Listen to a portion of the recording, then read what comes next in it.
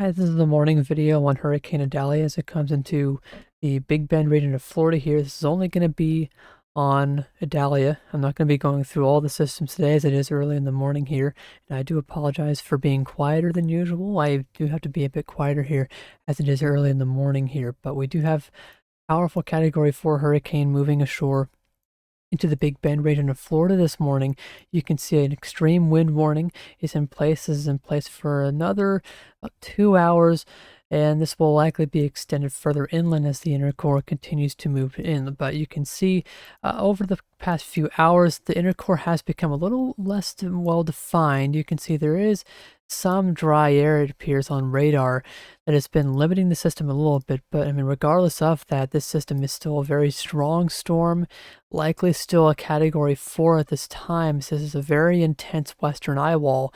Recon has likely not flown into this part of the eye wall because of it being so intense. But this system will be coming ashore in a few hours, likely around 8 o'clock local time. And as it does so, we're going to be seeing the maximum surge here across a lot of this coastline. And we've already seen a significant surge in areas like Cedar Key across the Big Bend region. And this will really be a historic event here, as a lot of these regions have not been ever saw really in history the amount of storm surge that we are expecting here, with storm surge values that may peak out as high as 16 feet. Now, the threat does not end just at the coastline. The system will be moving inland throughout the day today and will likely remain a hurricane as it does so. In the latest advisory from the National Hurricane Center, we did get some extension of the hurricane warnings, and I will go ahead and transition to the cone for that. You can see here's the 5 a.m. forecast cone. Hurricane warning in effect from around Apalachicola down to Tampa naturally as the system comes in.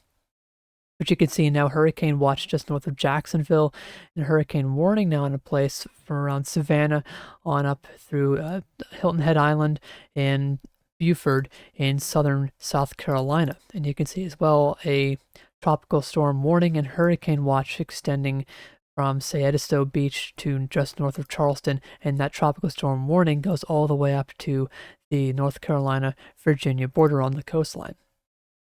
Now, notice this track here.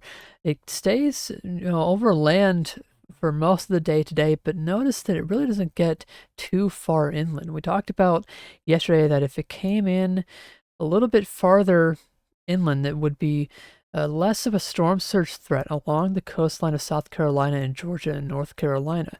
Unfortunately, we're seeing trends today that this system will be tracking closer to the coastline, and now the storm surge risk has increased along this portion of the coastline. And you can see that here. And that's a rainfall. Look, this is a storm surge graphic. That's the one I was looking for. And you can see storm surge totals have increased here up to 3 to 5 feet from, say, Savannah on up towards the South Sanitee River, northeast of Charleston up the coastline. And a storm surge warning has been issued as you see these values increased. And you can also see in the Big Bend region that expectation of 12 to 16 feet of storm surge, a very devastating event unfolding there this morning. You can see here's a storm surge warning graphic. You can see storm surge warning going from, say, Apalachicola all the way down through the Big Bend region, through the Tampa Bay region, and just north of Port Charlotte. And you can see as well that storm surge warning in place from around Savannah on up north of Charleston, with the storm surge watch for the rest of the Georgia coastline. And we do now have a storm surge watch for the Pimlico Sound, or at least part of that, in North Carolina. As you see, we could have some significant surge of 2 to 4 feet here as the system comes and comes off the coastline of South Carolina, likely early on Thursday. Now, the rainfall potential will be pretty significant as well as the system comes ashore. The system will be tracking like this, and you can see all the rainfall is going to be on the northern side, with potential of widespread 6 to 10 inches of rain here spreading across Florida, Georgia, and the Carolinas, with isolated totals upwards of a foot. And that may lead to some flash flooding issues. And you can see here the Weather Prediction Center has a moderate risk, very significant risk here of flash flooding today and into Thursday and Friday. Now here's some of the recon data that we had. Recon has been flying in continuously for the past couple of hours Recent indications are, like I said, on radar that the core is weakening a little bit, and it is possible that it comes in, at 125 miles per hour. But I mean, at this point, it does not matter what intensity this thing comes in at. This is a powerful Category 4 or Category 3 hurricane, and this is something that has not really been seen in this part of the world for quite a long time. In fact, there has really not been a Category 4 in the record books in this region of the world. The closest one was Hurricane Michael in 2018, and that was a Cat 5 that came in way west into Panama City and Mexico Beach. But just to reiterate, there's an extreme wind warning here across the Big Bend region of Florida.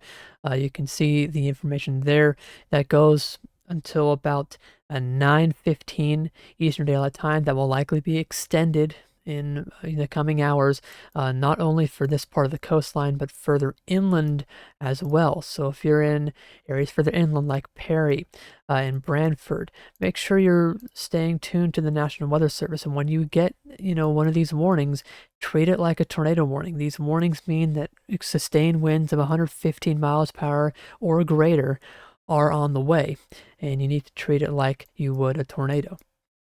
I'm going to try and get this uploaded pretty quickly, but this eye wall will likely be on shore. It's coming ashore as I record this, and it will be on shore by the time this video is uploaded. But stay safe in the Big Bend region of Florida.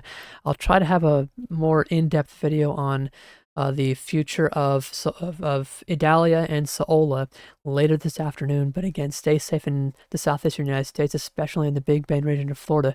That's it for now. Thanks for watching.